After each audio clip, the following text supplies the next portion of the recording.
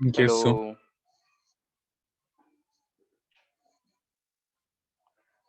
Hello. yes, so good afternoon, so ठीक है, तो हम लोग जो लास्ट क्लास पढ़ रहे थे उसी के आगे कंटिन्यू कर रहे हैं। तो हम लोग देखे थे टॉर्क फाइंड करना सीख रहे थे, और टॉर्क में दो फॉर्मूला हम लोगों ने देखा था। एक तो आर क्रॉस एफ, यानी कि अगर कोई फोर्स एफ लग रहा है आर दूरी पे, तो आर क्रॉस एफ से हम लोग टॉर्क निकालना सीखे थे। और दूसरा कि अगर कोई रिजिड बॉडी है, यानी कंटिन्यूअस बॉडी है, किसी एक्सिस के अबाउट रोटेट कर रहा है, तो उसको हम टॉर्क कैसे लिख सकते हैं, तो आई अल्फा से लिख सकते हैं। ठीक है, आज तक हम लोग जो भी पुलीज वाले प्रॉब्लम करे थे, तो उसमें हम लोग पुली को लाइट मानते थे, मासलेस मानते थे। ठीक है, कोई फ्रिक्शन नहीं रहता था, स्ट्रिंग में कोई वेट नहीं रहता था, लेकिन रैली में सब रहता है। ठीक है, एक मिनट।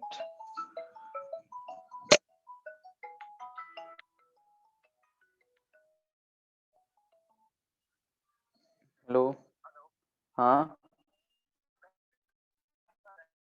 हाँ।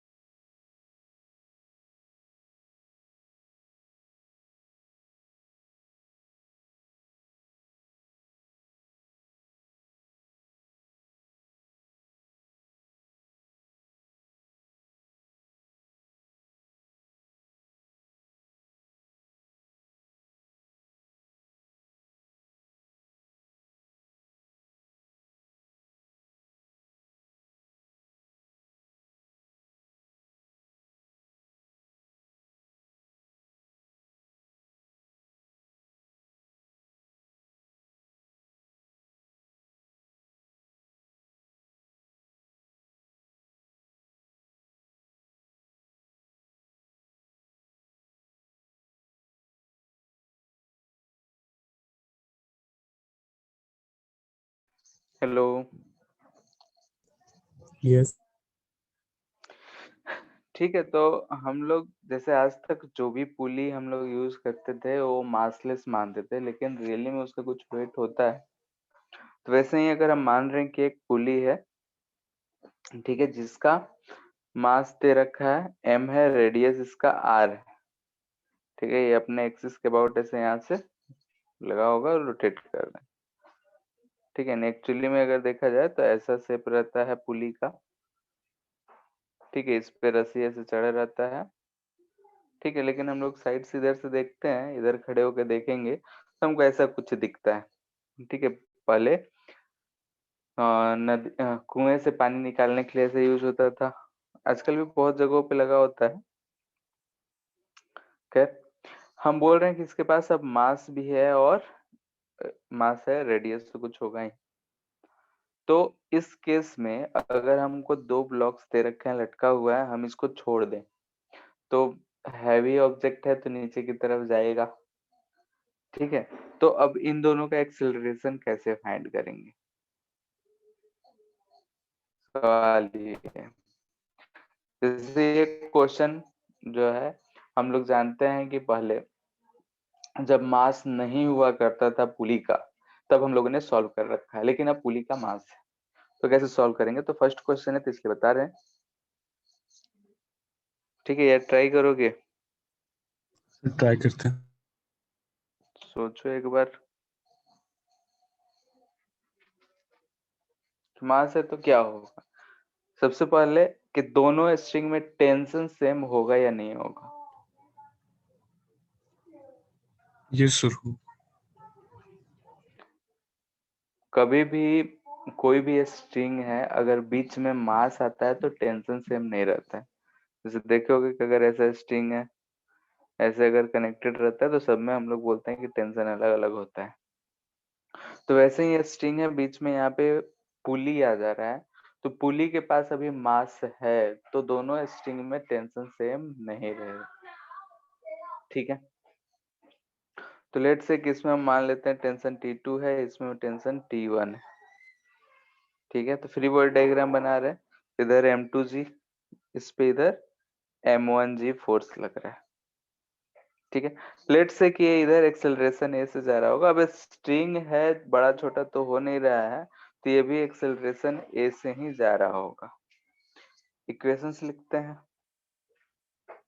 तो फर्स्ट ऑब्जेक्ट के लिए देख रहे हैं तो T1 minus M1G is equal to M1 into a. Second के लिए लिखेंगे तो M2G minus T2 is equal to M2 into a. ठीक है, ये हमको दो इक्वेशंस मिल गए। इसमें अननोन कितने हैं तो T1 T2 A, तीन अननोन्स हैं, लेकिन इक्वेशंस कितने हैं, दो। क्या हम इसको सॉल्व कर पाएंगे? नहीं, नो यानी कि एक इक्वेशन हमको और चाहिए होगा, तो कहाँ से आएगा? टॉर्क। यहाँ हमारे पुली से। पुली जो है इधर की तरफ और इधर की तरफ, स्ट्रिंग है तो हमेशा पुलिंग फोर्स ही लगता है, यानी कि इस पे इधर स्ट्रिंग T2 फोर्स लगा रहा है और इधर T1 फोर्स लगा रहा है। लेट से अगर T2 ज्यादा है तो इसका रोटेशन ऐसा कुछ होगा। ठीक है, तो हम मान लिए कि ये अल्फा से ऐसा रोटेट हो रहा है। अब थोड़ा सा इस पॉइंट पे आते हैं। इस पॉइंट का अगर हम इधर की तरफ एक्सेलरेशन ए टेंजेंशियल की बात करें तो आर अल्फा होगा, और स्ट्रिंग जो है, ध्यान से अगर देखें तो स्ट्रिंग जितना नीचे गया होगा उतना ही ये आगे आएगा, यानी कि टेंजेंशियल जो होगा क्या हमारा ए के बराबर होगा? बोलो। स्ट्रिंग के साथ साथ रोटेट हो रहा है, तो इस पॉइंट जहां पे स्ट्रिंग अटैच्ड है, इसका अगर टेंजेंशियल अगर अल्फा के टर्म में लिखें तो आर अल्फा आएगा, और यहाँ सबको इक्वेशन मिल रहा है कि ए टेंजेंशियल जो होगा वो ए के बराबर ही होगा, जो हम ये वाला ए माने हैं। ठीक है, अब यहाँ पे हम इसके लिए टॉर्क इक्वेशन लिखें तो यहाँ से नॉर्मल ही होगा, आर होगा, ये भी नॉर्मल ही होगा, आर होगा। तो इधर की जिधर रोटेट हो रहा है उधर का फोर्स हम ज्यादा रख रहे हैं, तो T2 into are, capital R दिया है, ठीक है, minus T1 into R equal to I alpha होगा। ठीक है, टॉर्क अगर हम लिखते हैं टोटल टॉर्क, तो इस पे दो फोर्सेस लग रहे हैं T2 एंड T1। तो T2 के कारण रोटेशन के डायरेक्शन में, तो इसलिए प्लस, जैसा कि हम लोग इस इक्वेशन में लिखते हैं, और इधर minus T1 into R equal to I into alpha.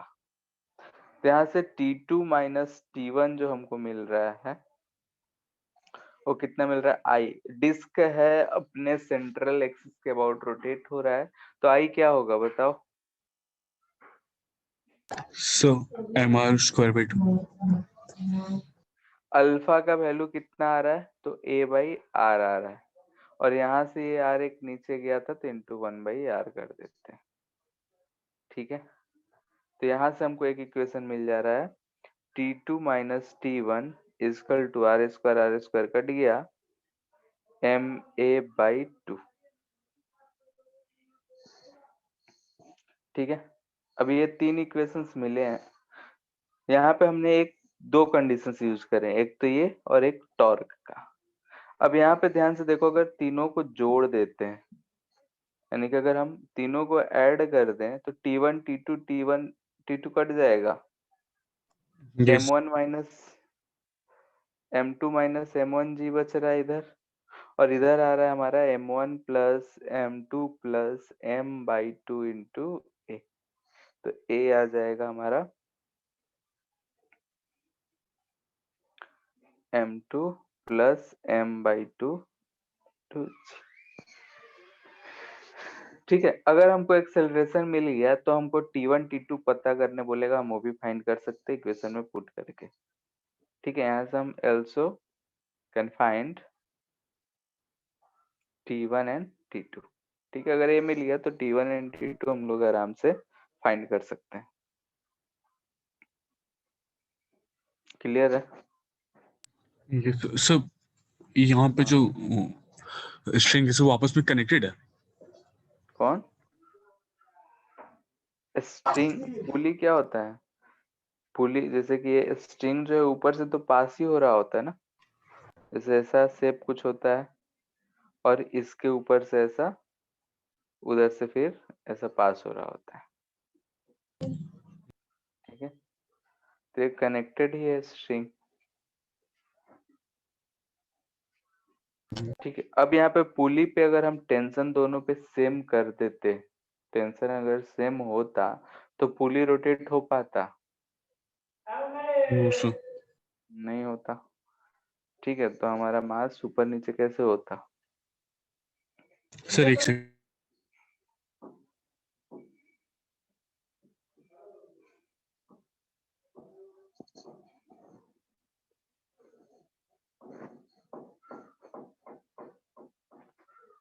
ठीक है, यानी कि अगर हमारे पास पुली में मास रहेगा तो उसके रोटेशन को हमको कंसिडर करना पड़ेगा। अभी तक हम लोग कोई भी क्वेश्चंस पुली के आते थे तो उसमें मास नहीं दिया रहता था, लेकिन अब पुली के क्वेश्चंस में मास भी रह सकता है।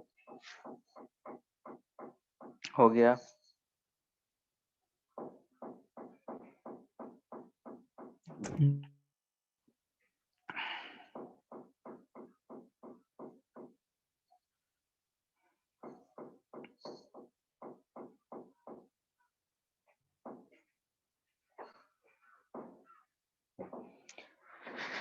ठीक है, ये पुली है हमारा, इसमें रस्सी जो है इस पे बहुत सारे रस्सी टर्न करे हुए हैं, यानी कि ऐसे समझ सकते हो कि जो हम लोग पतंग उड़ाते हैं तो पतंग में ऐसा रस्सी जो होता है अटैच्ड होता है और एक एंड ऐसे निकला हुआ रहता है, तो वैसा ही है इसमें। और यहाँ से बोल रहा है कि इस पे कोई मास एम लटक रहा है,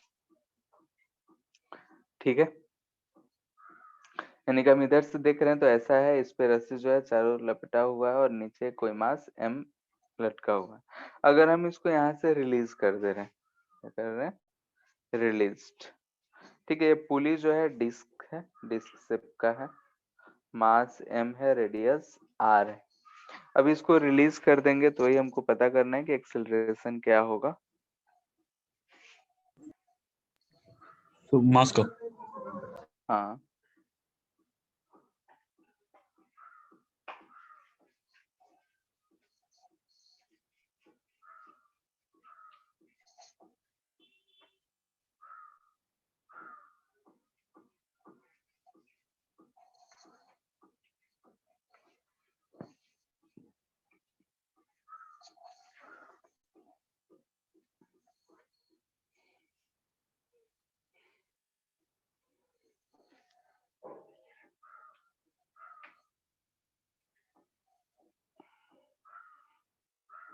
हो गया।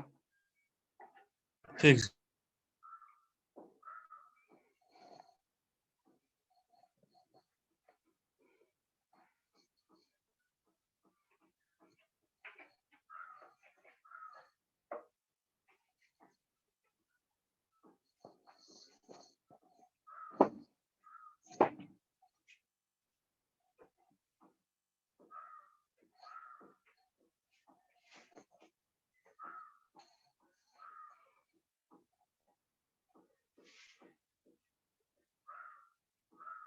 सो hmm, G minus R by G minus M by capital M by small M into R by 2 alpha.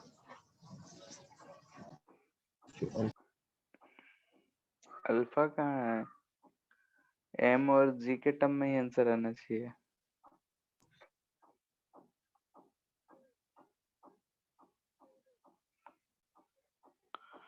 Simple सा है कि अगर फ्री बॉडी डायग्राम हम बनाते हैं तो इधर क्या लगेगा, इस पे एम जी, ऊपर टेंशन टी, इसका लेट से कि एक्सेलरेशन ए, तो यहाँ से हम क्या लिखेंगे, M G minus T equal to M A, equation 1। So mg plus 2mg divided by mr square plus 2m is equal to a। हमारे आर कट जाना चाहिए। यहाँ पे अगर हम पुली के लिए देखें तो इसमें पुली पे नीचे टेंशन टी लग रहा है, ये ऐसा लेट से कि अल्फा से अगर जा रहा है तो अल्फा जो होगा, यहाँ से हम बोल सकते हैं कि ए इजकल टू जो होगा अल्फा इंटू आर होगा। ठीक है, तो यहाँ से अगर हम पुली के लिए इक्वेशन लिखे तो देखो ध्यान से, टी इंटू आर, टॉर्क लिख रहे हैं तो टॉर्क क्या होगा, ये डिस्टेंस परपेंडिकुलर डिस्टेंस आर है, तो टॉर्क अगर लिखते हैं तो आर इंटू एफ लिखते हैं, परपेंडिकुलर लिख सकते हैं। तो यहाँ से टी इंटू आर आ रहा है, ये किसके बराबर होगा, तो आई अल्फा। आई कितना, तो M R square by two. Alpha कितना दे रखा है, ए बाई आर। ठीक है, तो यहाँ से हमको दिख रहा है कि दिस इम्प्लाइज डेट कि टी हम लिख सकते हैं एम ए बाई टू। ठीक है, तो फ्रॉम 1 और 2 हम क्या बोल सकते हैं, ठीक है, दोनों को जोड़ देते हैं तो देखो टी कट जा रहा है और ए इजकल टू हमको मिल रहा है M G by M plus M by to.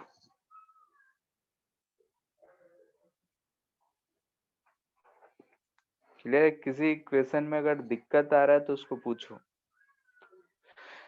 ठीक है, अभी नया लग रहा है लेकिन है कुछ भी नहीं, बस यहाँ पे क्या है कि पुली रोटेट हो रहा है, तो उसपे जितने भी फोर्सेस लग रहे हैं उसके कारण पुली पे टॉर्क लिख के आई अल्फा लिखते हैं, तो लिख दे रहे हैं। अब चूंकि रस्सी जितना नीचे आ रहा है उतना ही रेट से वो रोटेट हो रहा होगा, पुली जितना रोटेट होगा उतना ही रस्सी नीचे आएगा, तो ए और अल्फा में हमको रिलेशन मिल जा रहा है टेंजेंशियल एक्सेलरेशन, कि एटी होता है अल्फा इंटू आर। अल्फा क्या है, एंगुलर एक्सेलरेशन, और ए क्या है, टेंजेंशियल एक्सेलरेशन। तो आज हम रिलेशन निकाल के लिख लेते हैं।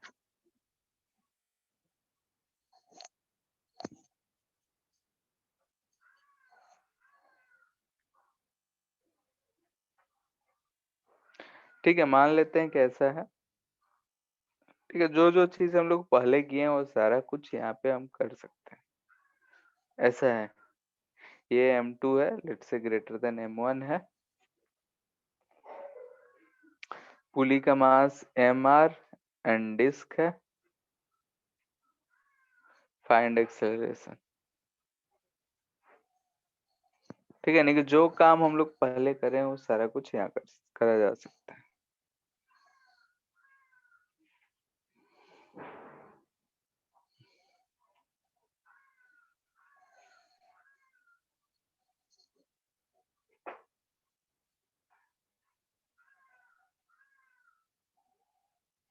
तो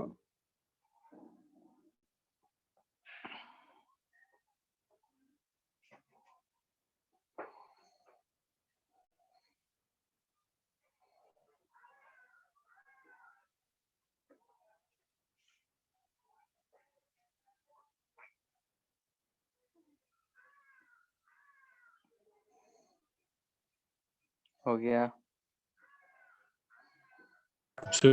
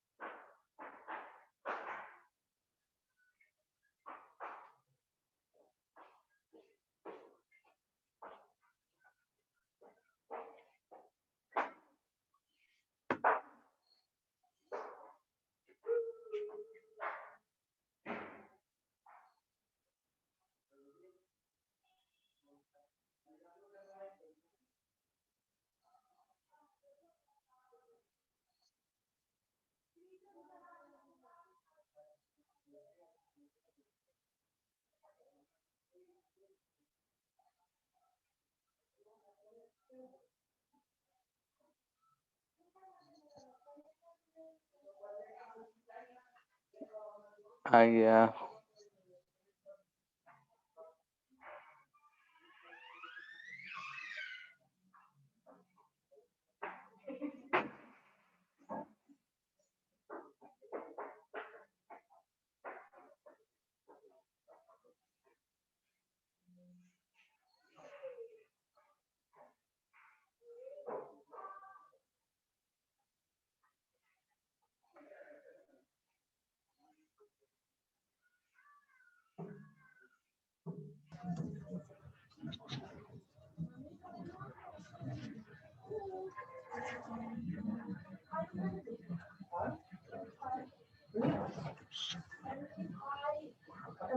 कितना आ रहा है? So हाँ 2m2g divided by 2m1 plus capital M plus 2m2 is equal to, yes, ये है. So ठीक है। अगर यहाँ पे मास नहीं होता, पुली का मास नहीं रहता, तो यहाँ देखो m/2 का टर्म नहीं आया रहता, बाकी आंसर सेम रहता। Deriving force upon total mass लिखते हैं, तो deriving force m2g by total mass m1 plus m2 लिखते थे हम लोग। ठीक है, लेकिन अब रोटेशन है तो यहाँ पे m/2 आ रहा है। हमेशा हाफ लेके डिस्क का. हाफ डिस्क है तो हाफ आ रहा है, मगर रिंग रहता तो क्या आता है यहाँ पे, m आता। Yes sir. ठीक है, और पुली में मोस्टली रिंग या डिस्क ही देगा, या यस सिलेंडर दे सर. सकता है। तो सिलेंडर का भी हम जानते हैं कि रिंग और डिस्क के बराबर ही होता है।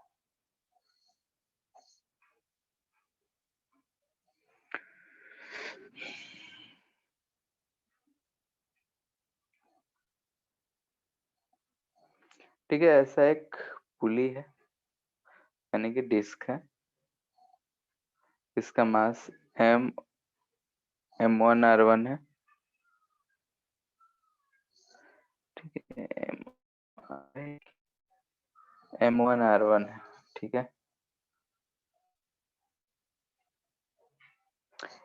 कह रहा है कि इस पे ऐसे जो है रस्सी इसके ऊपर ऐसा पूरा घुमा हुआ है, जैसा कि ऊपर वाले केस में था, और एक यहाँ पे सिलेंडर है, इसमें ये रस्सी फिरा के ऐसा लिपटा हुआ है। ठीक है, ये जो है सिलेंडर है, सॉलिड सिलेंडर। सॉलिड सिलेंडर यानी कि आई डिस्क के बराबर ही। इसका मास जो है m2 है, r2 रेडियस है। क्वेश्चन क्लियर है इतना? एक डिस्क है, डिस्क के ऊपर रस्सी लगा हुआ है, फिर नीचे जाके रस्सी को ऐसा एक सिलेंडर से हम ऐसा घुमा के रख दिए।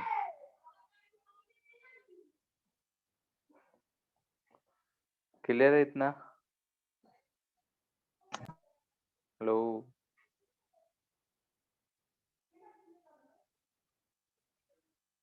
ये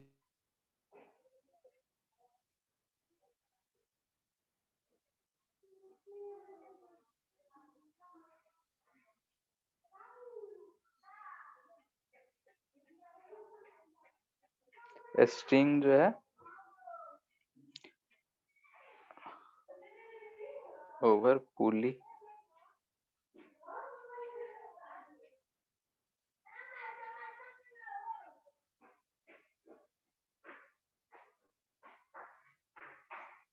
ठीक है, एक्सेलरेशन फाइंड करना है।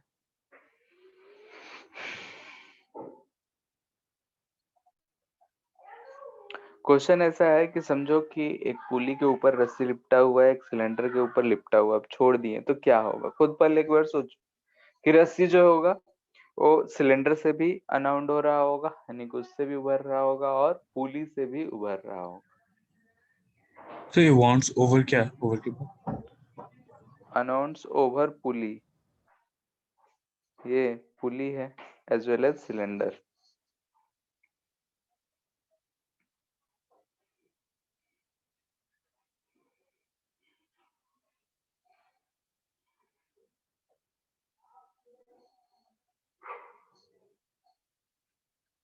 ठीक है, पहले सिचुएशन को देखो, समझो कि क्या हो रहा है।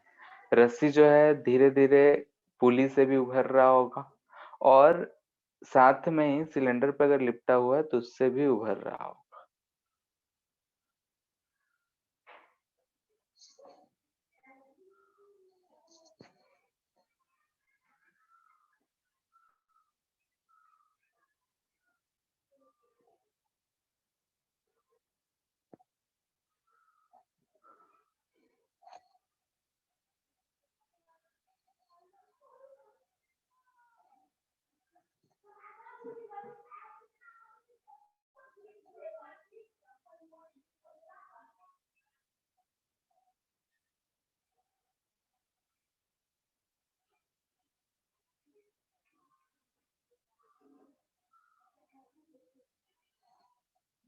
हम्म,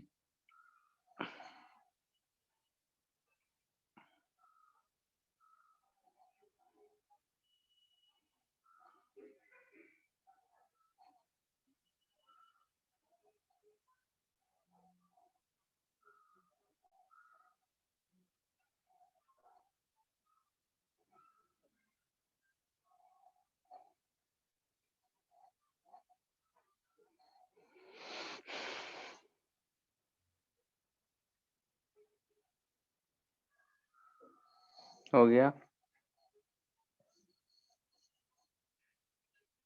सर एक सेकेंड।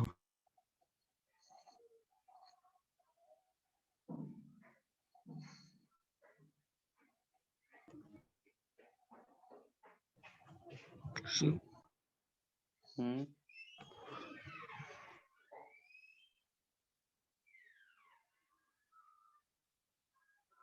कितना आ रहा है? सर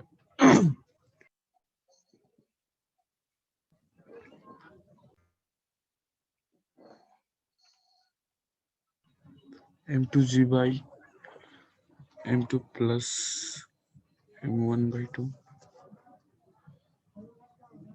नहीं, उतना नहीं आएगा। देखो जैसे कि क्या होगा, ये सिलेंडर है, जब छोड़े हैं नीचे तो ये नीचे किसी एक्सेलरेशन से जा रहा होगा, बोलो। यस। लेट से किसी एक्सेलरेशन ए से जा रहा है, ठीक है। अब ए से जा रहा है, साथ में ये रोटेट भी हो रहा है, यानी कि इस पे टेंशन जो है इधर की तरफ लग रहा है।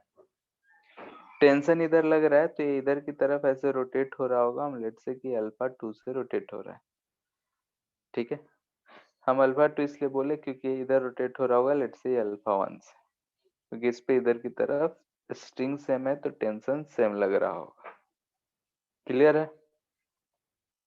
यानी कि जो सिलेंडर है नीचे जा भी रहा है और रोटेट भी होता हुआ जा रहा है, यानी कि समझ सकते हो वैसा केस है कि वो सुई का जो क्या आता है बंडल, धागा का जो बंडल आता है, उसका एक एंड पकड़ के हम छोड़ दिए हैं, तो वैसे ही अनवाउंड होता हुआ नीचे की तरफ जाता है, जो रील होता है धागा का, ठीक है। तो वैसे ही सिचुएशन है, इसमें ऊपर से भी रोल हो रहा है। अगर हम पकड़े होते तो ऊपर वाला कहानी नहीं होता, सिर्फ नीचे वाला कहानी हो रहा होता। क्लियर है?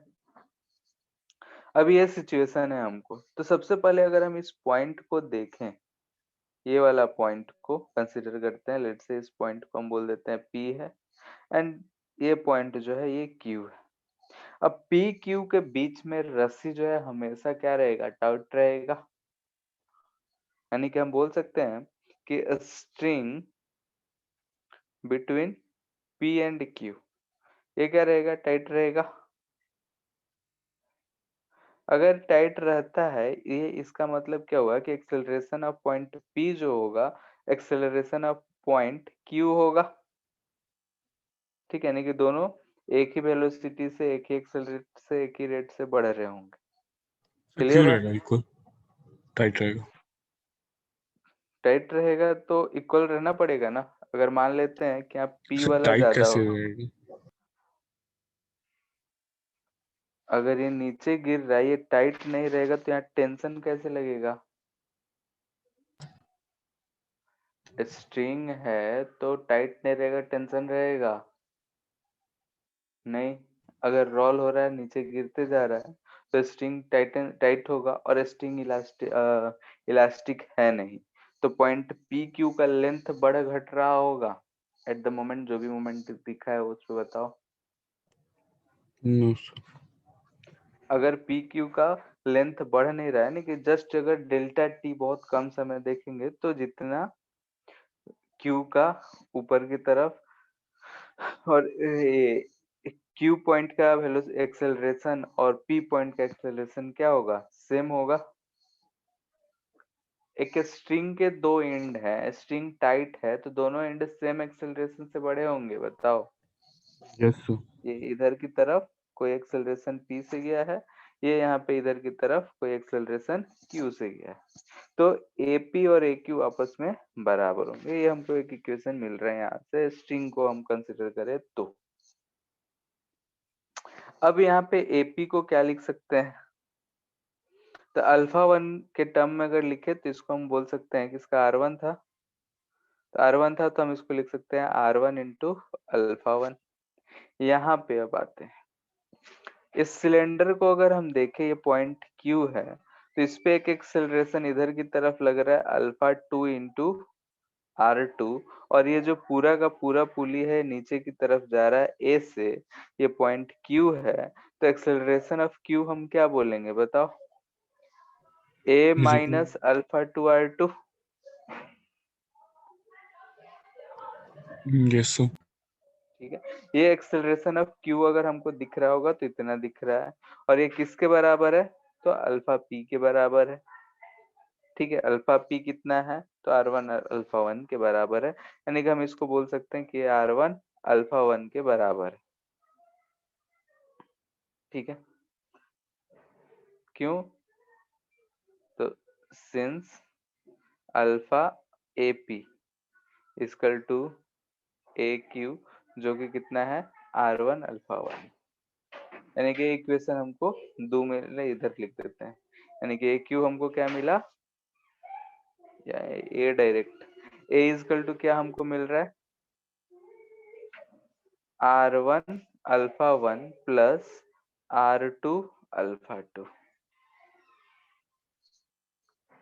ठीक है, एक्सेलरेशन के इक्वेशन सारे हो गए, अब हमको क्या करना है, फोर्स और टॉर्क लिखने हैं। इतना बात क्लियर है सबको, किसी पॉइंट में अगर अपच हो रहा है तो पूछ लो। सर एक सेकंड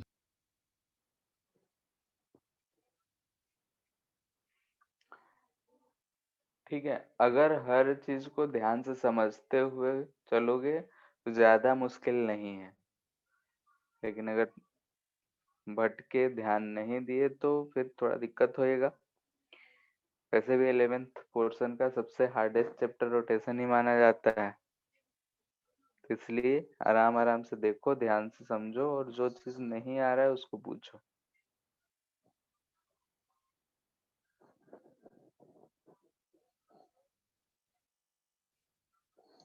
इतना बात में किसी को कोई दिक्कत है तो बोलो।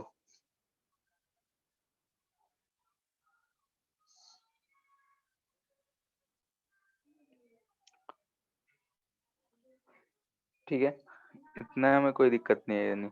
अब आते हैं हम फोर्सेस पे, इक्वेशंस पे, तो यहाँ पे हमको दिख रहा है कि नीचे M2G लग रहा है, तो हम फोर्स के लिए लिखेंगे तो क्या लिखेंगे बोलो, M2G minus T is equal to M2A।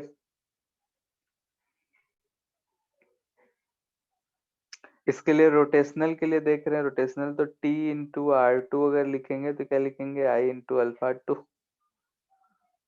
ठीक है, I2 अल्फा 2, जिसको हम लिख सकते हैं M2 R2 square by 2 into alpha 2। Alpha 2 को यार अल्फा 2 रहने देते हैं, एंड ऊपर वाले के लिए क्या लिख सकते हैं, ध्यान से देखो, T into R1 equal to I1 alpha 1, यानी कि M1 R1 square by 2 into alpha 1।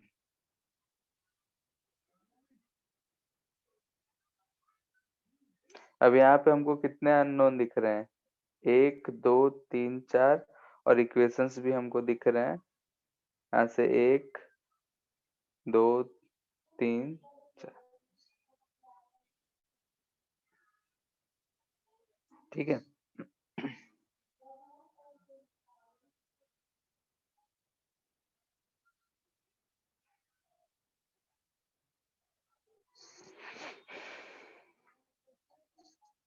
Sir एक बार फिर से एक्सप्लेन कीजिए ना। कौन सा, So, यहाँ से हम अगर स्ट्रिंग को देख रहे हैं, स्ट्रिंग के PQ लेंथ को देखो, बाकी पुली और जो हमारा ये है सिलेंडर उसको भूल जाओ, तो हम वो PQ लेंथ की बात कर रहे हैं। PQ लेंथ यानी दोनों एंड जो अटैच्ड है स्ट्रिंग, वो साथ साथ चल रहा होगा। ट्रेन का इंजन और गार्ड बोगी जैसा, इंजन जितना जैसे आगे जा रहा होगा वैसे ही गार्ड बोगी पीछे पीछे आ रहा होगा। तो हम acceleration of point P and acceleration of point Q को सेम कर सकते हैं। ये हमारा पहला कंसेप्ट था। दूसरा, अब हम सिर्फ सिलेंडर को देख रहे हैं। जब सिर्फ सिलेंडर को देख रहे हैं तो अल्फा 2 से यहाँ पे रोटेट हो रहा है। तो इस पॉइंट पी क्यू के लिए अगर हम ग्राउंड से एक्सेलरेशन लिखे क्यू तो हमको क्या मिलेगा कि अल्फा 2 के कारण ऊपर जो टेंजेंशियल एक्सेलरेशन होगा वो A2 इंटू R2 होगा और नीचे की तरफ A, तो AQ जो हमको एक्सेलरेशन दिख रहा होगा वो A माइनस अल्फा 2 R2 दिख रहा होगा। अब वो A जो है AQ वो AP के बराबर है, यानी एक्सेलरेशन एट पॉइंट P के बराबर है, जो जिसका वैल्यू R1 अल्फा 1 आया है। ठीक है, तो ये बोला, अब फिर से बता दीजिए कि सर यहाँ प्रॉब्लम हो रहा क्या, कौन सा? तो ये इसी क्वेश्चन में ये सर ए वाला Q is equation equal to A minus C S. Cylinder कितने से नीचे जा रहा है? A से नीचे जा रहा है यस सर। और साथ साथ रोटेट हो रहा है अल्फा 2 से। तो अगर हम इस पॉइंट का एक्सेलरेशन देखेंगे तो क्या नीचे की तरफ A होगा और ऊपर की तरफ रोटेशन के कारण अल्फा 2 R2 होगा? Yes sir. तो इस पॉइंट अगर Q बोल रहे हैं तो इसका एक्सेलरेशन, नेट एक्सेलरेशन हमको क्या दिख रहा है?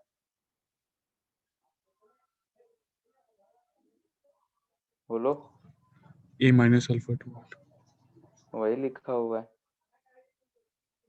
अब चूंकि ये AQ जो है AP के बराबर है तो यहाँ से हम AP का वैल्यू उठा के रख दिए तो यहाँ से ये आ गया। तो ये हमको 4 इक्वेशंस दिख रहे हैं, इन चारों को सॉल्व करके ये सारे फाइंड करने हैं।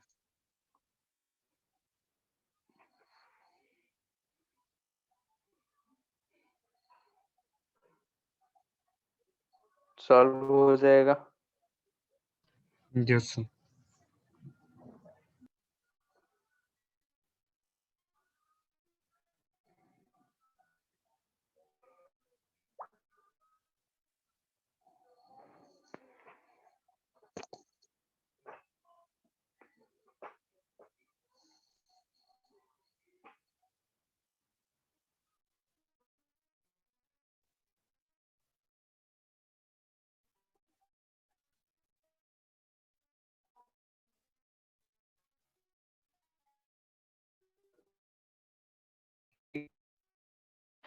क्वेश्चन करेंगे धीरे धीरे, तो मिलते रहेंगे। से लोग एंगुलर मोमेंटम, ठीक, एंगुलर मोमेंटम जो होता है ये लोग एल से लिखते हैं, वेक्टर क्वांटिटी होगा। इसको हम मोमेंट ऑफ, सर आवाज कट रहा। हेलो,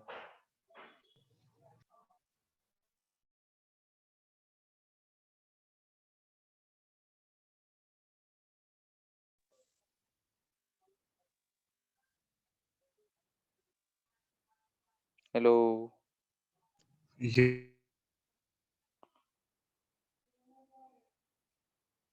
ठीक है। एंगुलर मोमेंटम एल है, इसको हम लोग मोमेंट ऑफ लीनियर मोमेंटम कहते हैं। लीनियर मोमेंटम हम लोग पी से पढ़े थे। फिजिक्स में मोमेंट का मतलब होता है, जैसे कि मोमेंट ऑफ इनर्शिया या मोमेंट ऑफ फोर्स, टॉर्क बोल रहे हैं।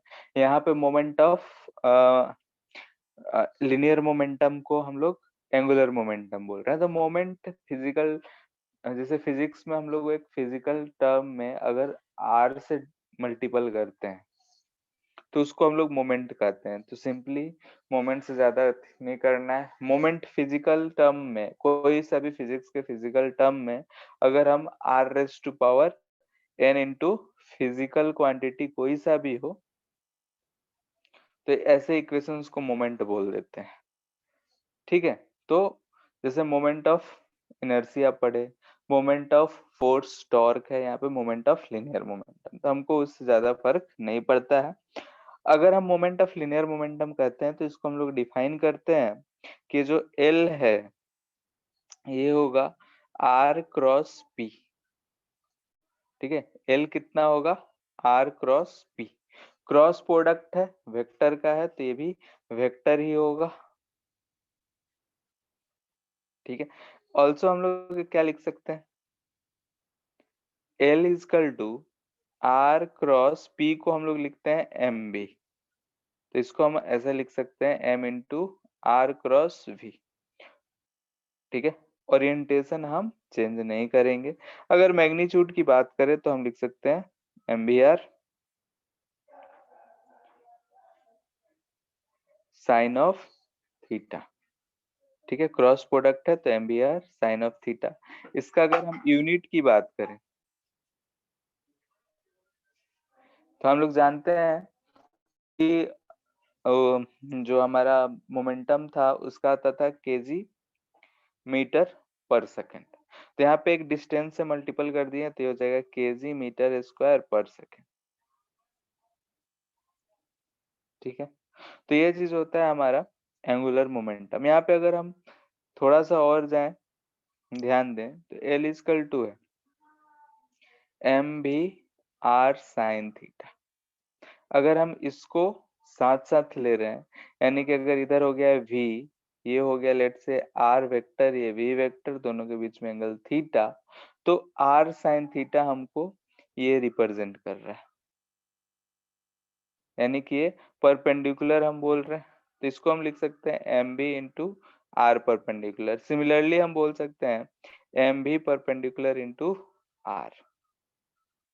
ठीक है, अगर हम M V sine theta into R लिखे तो क्या होगा, इसका एक परपेंडिकुलर कंपोनेंट इस पे लिखेंगे तो ऐसा हमारा एक परपेंडिकुलर कंपोनेंट आएगा वी साइन थीटा। ठीक है, जो कि इस पे परपेंडिकुलर होगा। तो हम लोग ऐसा फॉर्मूला यूज कर सकते हैं जैसा कि हम लोग टॉर्क में भी पढ़े थे। ठीक है, तो एंगुलर मोमेंटम हम लोगों ने पढ़ा था कि अगर मास product of mass and velocity जो होता है वो एंगुलर मोमेंटम होता है। वैसे ही अगर हम यहाँ पे बात करें तो एंगुलर मोमेंटम को हम लोग डिफाइन करते हैं, लिनियर मोमेंटम को बोलते हैं मास product of mass into velocity, and angular momentum को हम लोग बोलते हैं it is moment of linear momentum. Moment एक ऐसा फिजिकल क्वांटिटी को रिप्रेजेंट करता है जो कि R distance into some other physical quantity हो।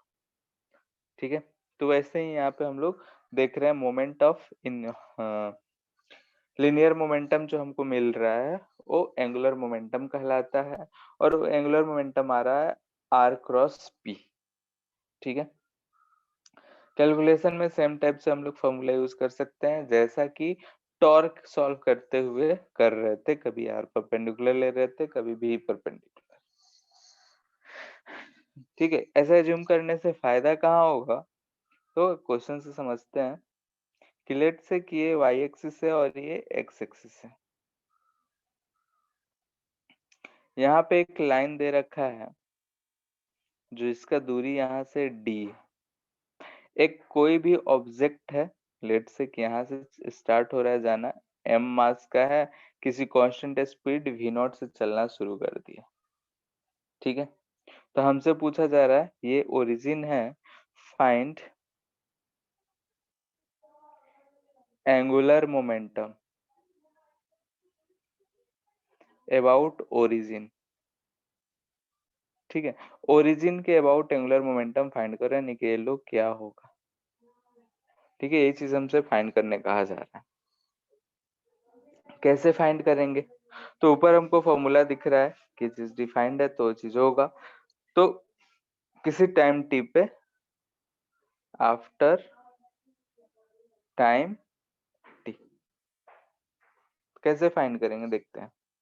कुछ टी की टाइम के बाद ये जो पार्टिकल होगा यहाँ पे होगा, एट टाइम टी जो होगा वो यहाँ पे होगा। ठीक है, यहाँ पे होगा बी नॉट स्पीड से जा रहा होगा, मास एम है। इस समय अगर हम यहाँ से देखें तो ये जो हमको मिल रहा है यही हमको आर वेक्टर मिल रहा है, ये भी वेक्टर हो गया। तो ठीक है, ये इन दोनों के बीच का एंगल हुआ। ठीक है, तो अगर हम एंगुलर मोमेंटम डिफाइन करते हैं तो एम भी आर साइन ऑफ थीटा होगा। इस एंगल को अगर हम थीटा कह रहे हैं तो ये M B R sine theta होगा। थोड़ा बहुत ध्यान दे तो हम कैलकुलेशन करने जाएंगे तो लंबा कैलकुलेशन करना पड़ जाएगा कि टी टाइम के बाद ये डिस्टेंस पता करें, ये डी दिया है, आर पता करेंगे, ये करेंगे, वो करेंगे, सब चीज करेंगे। तो इसीलिए कहा जाता है कि फिजिक्स में पहले सोचो समझो कि क्या हो रहा है सिचुएशन। तो यहाँ पे पार्टिकल ऐसा गया, ये चीज हुआ, यानी कि हम एंगुलर मोमेंटम लिखते तो इतना लिखते हैं। थोड़ा बहुत और दिमाग लगाएं तो ये थीटा है तो हमको ये भी एंगल थीटा दिख रहा है, और ये जो साइड है ये हमको आर साइन थीटा दिख रहा है। यानी कि टाइम के साथ साथ आर साइन थीटा कुछ भी नहीं बल्कि डी ही हमको दिख रहा है। तो यहाँ से हम एल डायरेक्टली लिख सकते हैं M V not into D, answer हो जाएगा। क्लियर है?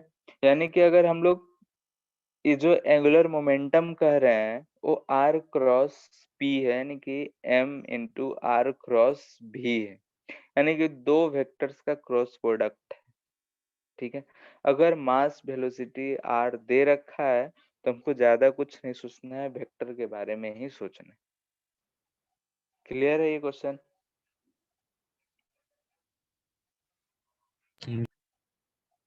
हेलो? यस ठीक, ठीक है, तो इसी पे बेस्ड एक और क्वेश्चन देते हैं। सर, थोड़ा ऊपर एक कीजिए।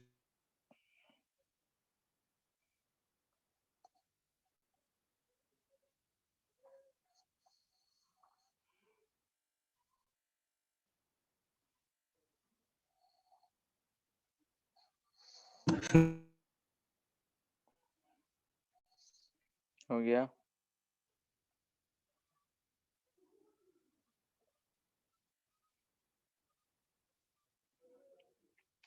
एक कोई पार्टिकल है एम मास का, उसको यू स्पीड से फेंकते हैं तो ऐसा कुछ प्रोजेक्टाइल मोशन वो कर रहा है।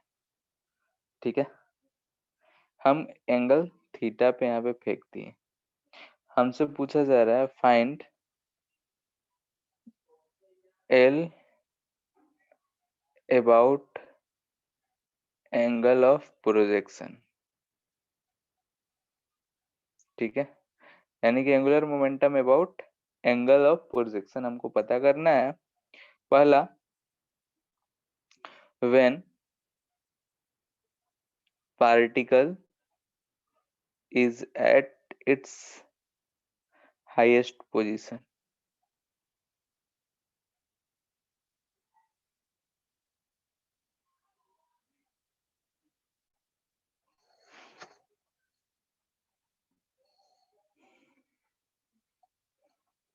फाइंड करो पहला।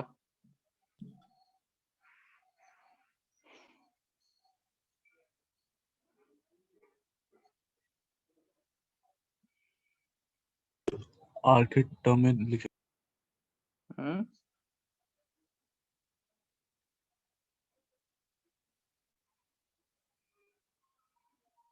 क्या चीज आर थीटा? आर के टर्म में लिख सकते हैं या फिर वैल्यू डायरेक्ट। जो वैल्यू क्वेश्चन में जो दिया है उसी के टर्म में आएगा आंसर।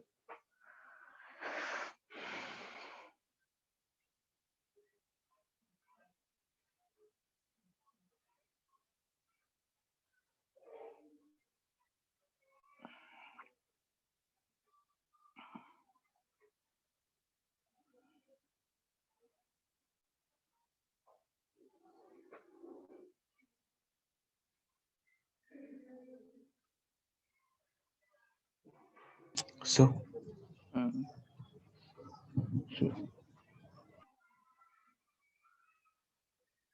कितना आ रहा है?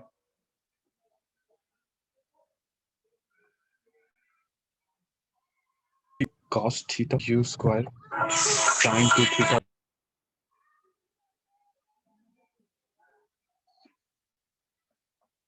नहीं, यहाँ पे हाँ, mu cube sin square theta by 2g,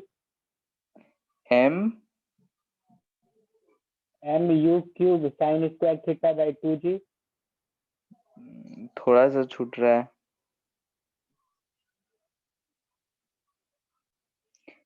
mu cube cos theta sin square by 2g आएगा। सर मैंने भी तो वही बोला था शॉर्ट फॉर्म में थोड़ा।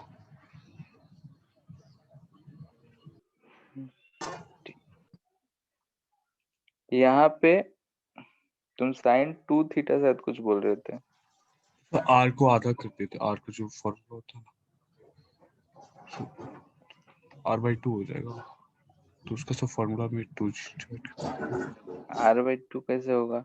ये u cos थीटा है, जब हाईएस्ट पॉइंट पे होगा तो ये u cos थीटा होगा। हम इस पॉइंट के अबाउट फाइंड करना चाहते हैं, तो जो हमारा r वेक्टर होगा, क्या यही r वेक्टर होगा? यस सर, ऐसा ये यस सर, दोनों के बीच का एंगल थीटा होगा। थीटा ले लिए हैं तो इसको बोल रहे हैं दोनों एंगल के बीच फाई होगा। ठीक है, अगर यस ये सर, फाई है तो ये एंगल भी कितना है? फाई है। ठीक है, अब हमको क्या फाइंड करना है? मोमेंटम। तो एंगुलर मोमेंटम होता है एम भी और आर परपेंडिकुलर। आर परपेंडिकुलर क्या है यहाँ पे? Component of position vector which is perpendicular to velocity. तो वेलोसिटी तो हमको ये दिख रहा है, इससे जो परपेंडिकुलर हमको कंपोनेंट मिल रहा है, क्या यही मिल रहा है? बोलो। या फिर इसको लिखते हैं हम लोग एम भी आर साइन ऑफ थीटा, या फाई लिख रहे हैं। तो यहाँ पे आर साइन फाई अगर ध्यान से देखें तो हमको क्या मिल रही है, जो कि क्या है? एच मैक्स है। ठीक है, यस सर, तुम इसको ले रहे हो परपेंडिकुलर, कैसे? हमको वेलोसिटी से परपेंडिकुलर कंपोनेंट चाहिए। दो वेक्टर्स हैं, एक वेक्टर अगर इधर भी वेक्टर है, इधर मान लेते हैं आर वेक्टर है, तो आर का अगर परपेंडिकुलर कंपोनेंट लेना है भी से, तो ये वाला कंपोनेंट होगा। यस सर, ठीक है, तो इतना आ रहा है। तो एल अगर हम लिखेंगे तो क्या लिखेंगे? एम भी कितना है? तो U cos of theta and R perpendicular. H max दिख रहा है ये हमको। एच मैक्स क्या होता है? You square sine square theta by 2g।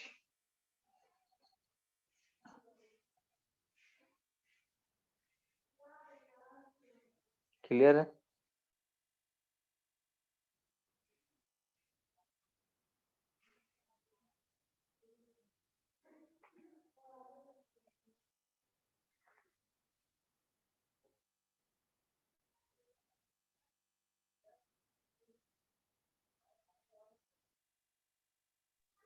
Sir हाँ, सर इनिशियली इसका एंगुलर मोमेंटम 0 था,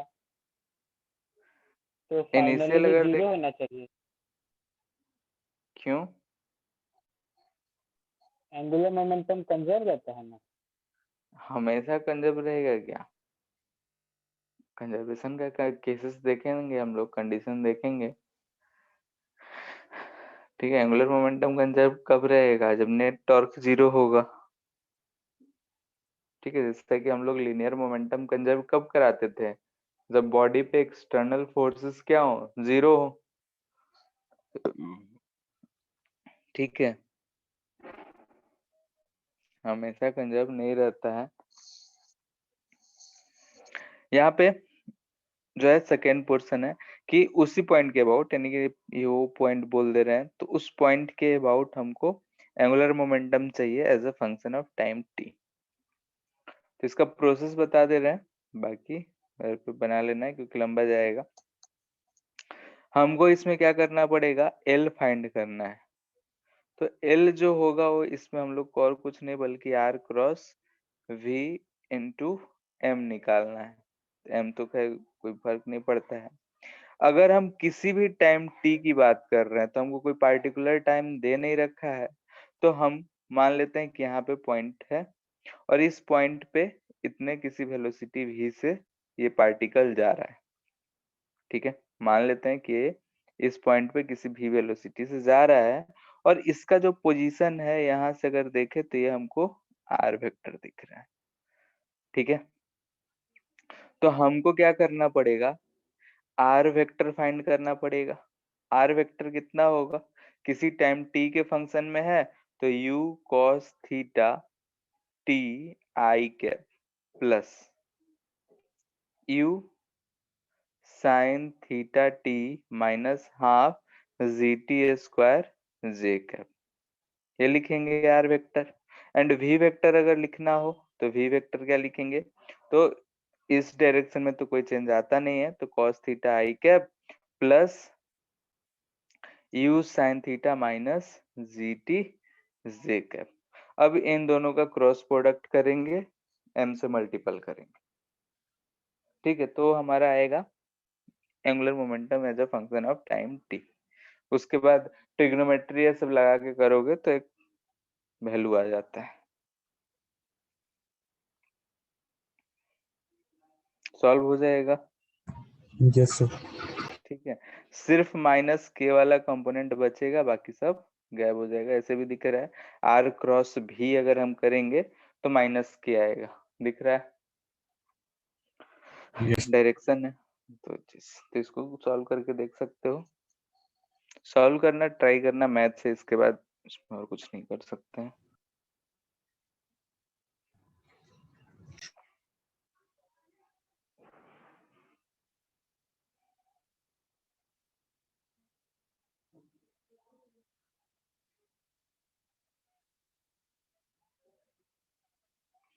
एक m मास है जो कि यहाँ से h हाइट पे है, ठीक है। इसके जस्ट नीचे एक पॉइंट A है और यहाँ से d दूरी पे एक दूसरा पॉइंट है B। हमसे पूछा जा रहा है find L about B and L about A after time t, यानी कि ड्रॉप करने के t सेकंड के बाद दोनों पॉइंट्स के अबाउट एंगुलर मोमेंटम पता करना है।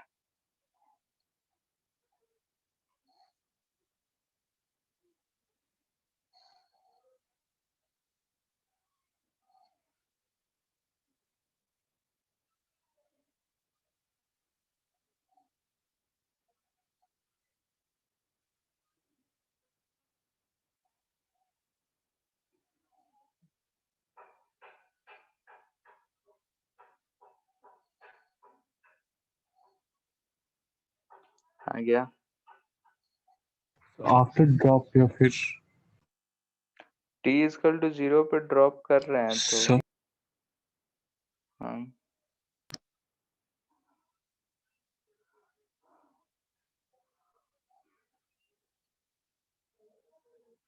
आफ्टर टाइम t लेट से यहाँ पे आ रहा है, ठीक है। तो इसके पास वेलोसिटी कुछ होगा, कितना वेलोसिटी होगा,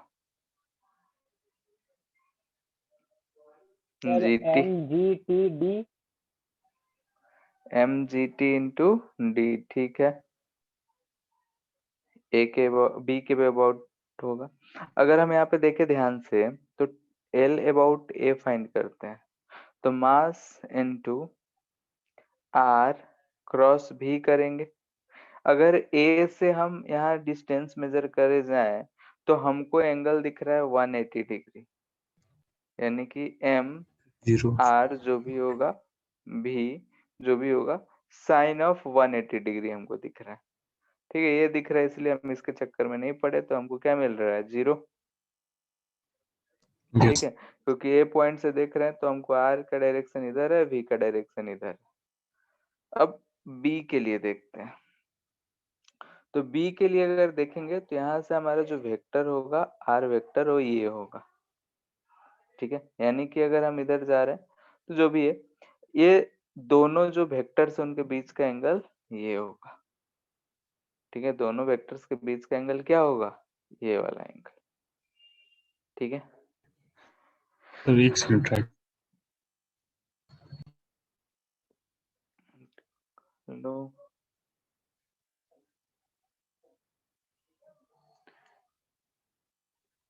दो वेक्टर्स ऐसे हैं तो जो छोटा वाला एंगल होता है ये एंगल होता है,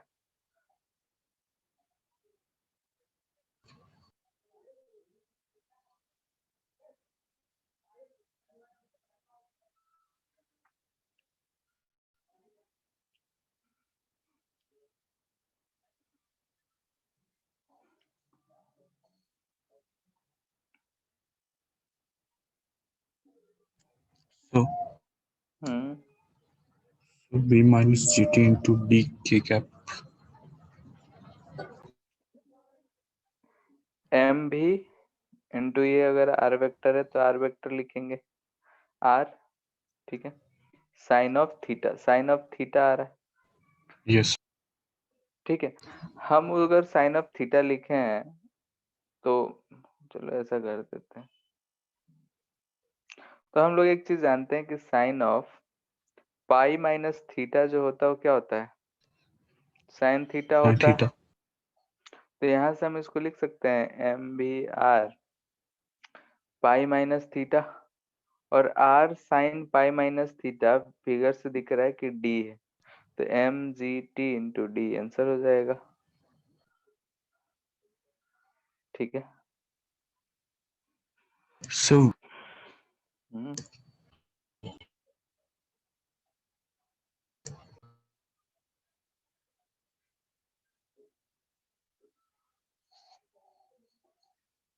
क्या हुआ बोलो। no sir. Sir.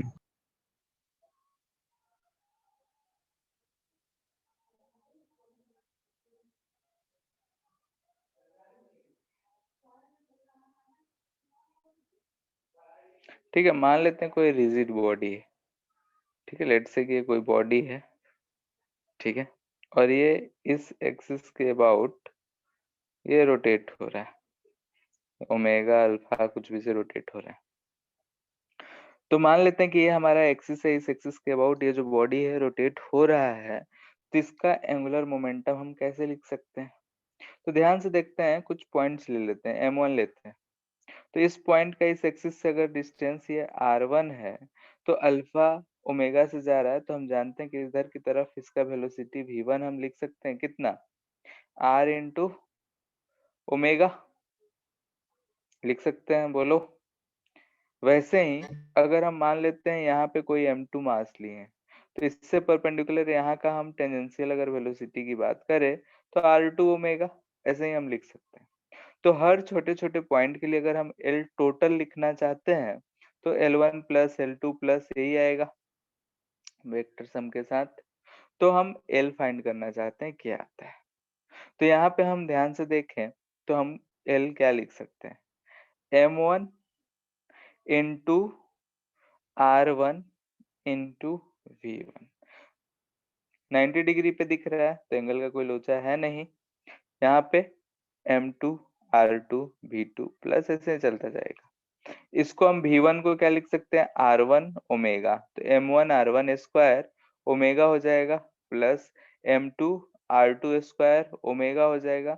सारा बॉडी सेम ओमेगा से रोटेट करता है, लेकिन हर पॉइंट का वेलोसिटी अलग अलग होता है। तो यहाँ से हम जानते हैं कि ओमेगा सबका सेम है, तो हम इसको लिख सकते हैं M1 R1 square plus plus dot dot dot last में ओमेगा तो रहेगा ही, ये हमको दिख रहा है आई, ठीक है। तो हम लोग अगर वेक्टर फॉर्म में लिखना चाहें तो ऐसे लिख सकते हैं कि एल आई, यानी कि ओमेगा का जो डायरेक्शन होगा वही हमारा डायरेक्शन होगा एंगुलर मोमेंटम का। यहाँ पे नोट पॉइंट ये करना है कि I and L about should be about same axis, यानी कि L and I should be about same axis. जैसा कि हम लोग टॉर्क के केस में लिए थे वैसा ही यहाँ भी दोनों सेम एक्सिस के अबाउट होने चाहिए, ऐसा नहीं कि अलग अलग एक्सिस के अबाउट लिखते हैं, ठीक है। जैसे कुछ छोटे छोटे एग्जांपल्स कर लेते हैं। लेट्स से कि डिस्क है, इस एक्सिस के अबाउट ओमेगा से रोटेट हो रहा है, ठीक है। डिस्क है, मास एम, रेडियस आर, तो इसका एंगुलर मोमेंटम क्या लिखेंगे बोलो।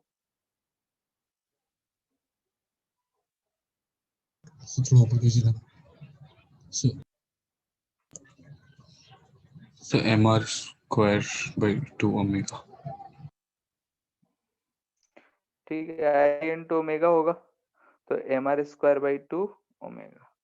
ये रॉड है, एल लेंथ का है, इस एक्सिस के अबाउट ओमेगा से रोटेट कर रहा है, मास एम है, तो इसका एल क्या लिखेंगे। So m So ml square by 12 into omega. ठीक है। डायरेक्शन ऑफ अगर एंगुलर मोमेंटम चाहिए तो ओमेगा का डायरेक्शन के लिए क्या करते हैं, जिधर रोटेट हो रहा है उधर हाथ राइट हैंड के फिंगर्स को कर्ल करते हैं और थंब जो होगा वो हमको डायरेक्शन ऑफ ओमेगा दे देगा या फिर डायरेक्शन ऑफ एल दे देगा। ठीक है। ऑल्सो ठीक है, सिंस हम बोल सकते हैं तो डायरेक्शन की फिर से बताइए ना। इस ओमेगा का डायरेक्शन कैसे चेक करते हो? ओमेगा वेक्टर क्वांटिटी है तो उसका डायरेक्शन क्या होता है? Right hand thumb. वही ना करते हैं, राइट हैंड थंब रूल, यानी कि सारे फिंगर्स को ओमेगा की तरफ कर्ल करेंगे, थंब जो होगा डायरेक्शन देगा। जैसे इस वाले केस में देख रहे हैं तो इनटू द प्लेन आ रहा है, आ रहा है।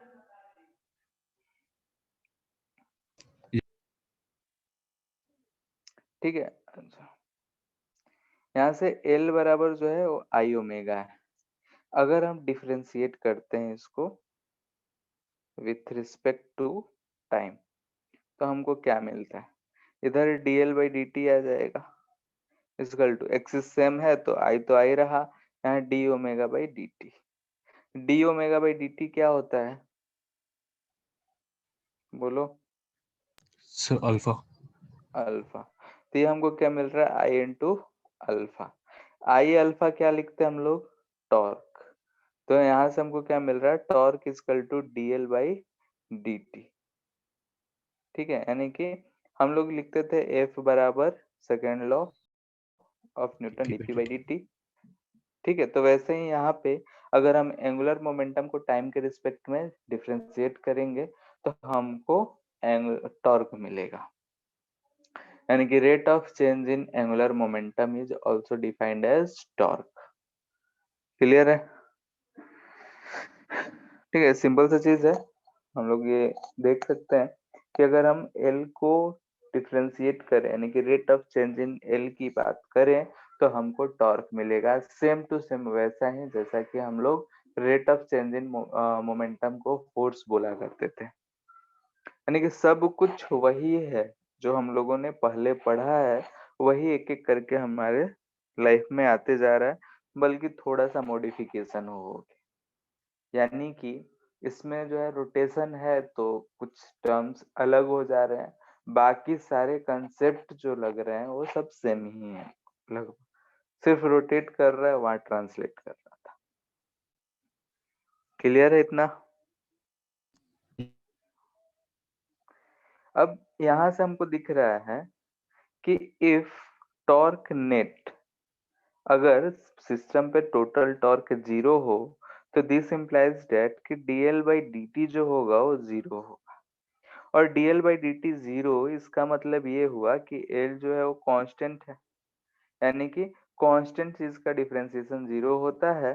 तो हम यहाँ से बोल रहे हैं कि l कांस्टेंट है। l कांस्टेंट होने का मतलब कि कंजर्वेशन ऑफ मोमेंटम।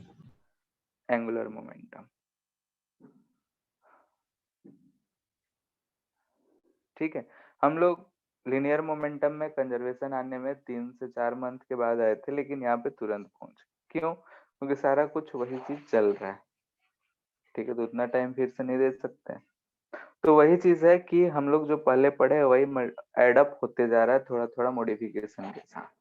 तो यहाँ पे हम लोग टॉर्क की बात करें तो टॉर्क के बाद एंगुलर मोमेंटम की बात करें, एंगुलर मोमेंटम की बाद अब यहाँ पे हम लोग देख रहे हैं कि अगर net torque on the body 0 है तो हमारा जो एल है वो कांस्टेंट है।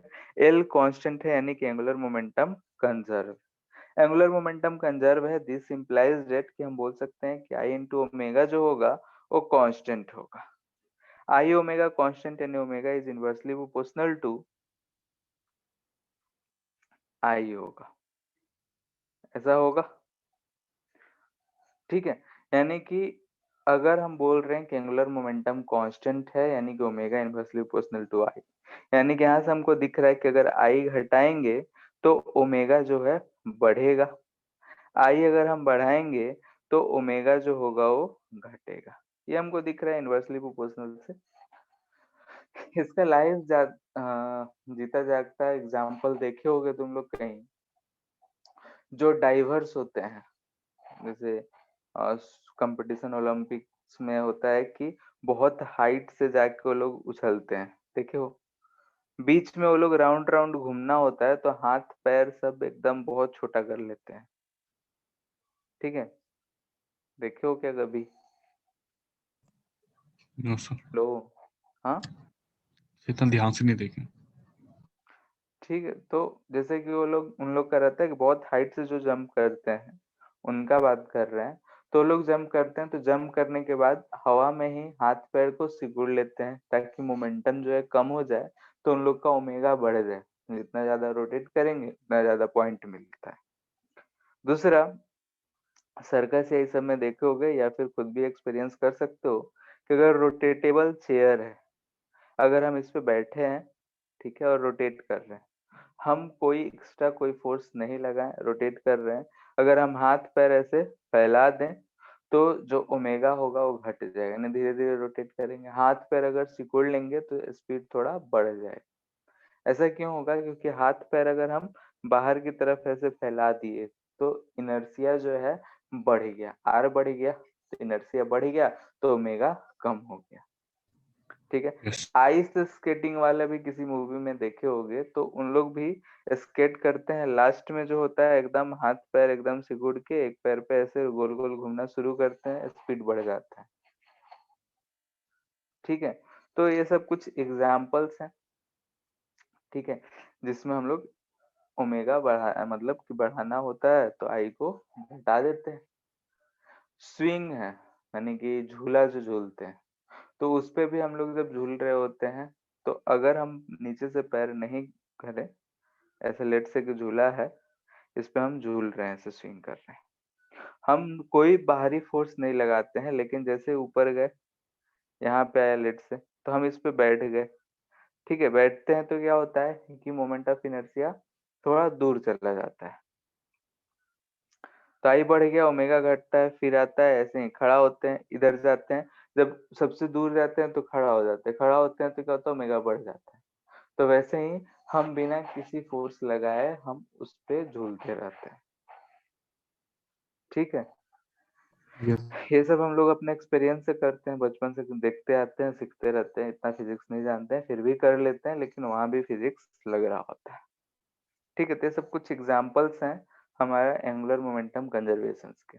अब इस पे नेक्स्ट क्लास में और कुछ क्वेश्चंस देखेंगे, फिर एंगुलर काइनेटिक एनर्जी आएगा, फिर वर्क डन आएगा, फिर वर्क एनर्जी थ्योरम आएगा, वही सब चलता रहेगा, ठीक है। यस सर, इसका बुकलेट से क्या करना? बुकलेट का तब देखना पड़ेगा, ठीक है, देख के हम बता देंगे कहाँ तक कर सकते हो, ठीक है। सर कितने बड़े चैप्टर है ये? अभी तो बहुत लंबा है, अभी तो सिर्फ रोटेशन देख रहे हैं हम लोग, इसके बाद कंबाइंड पढ़ना है, रोटेशन प्लस ट्रांसलेशन, चक्का जो घूमता है, ठीक है। अभी लगेगा इसमें 5-6 लेक्चर कम से कम।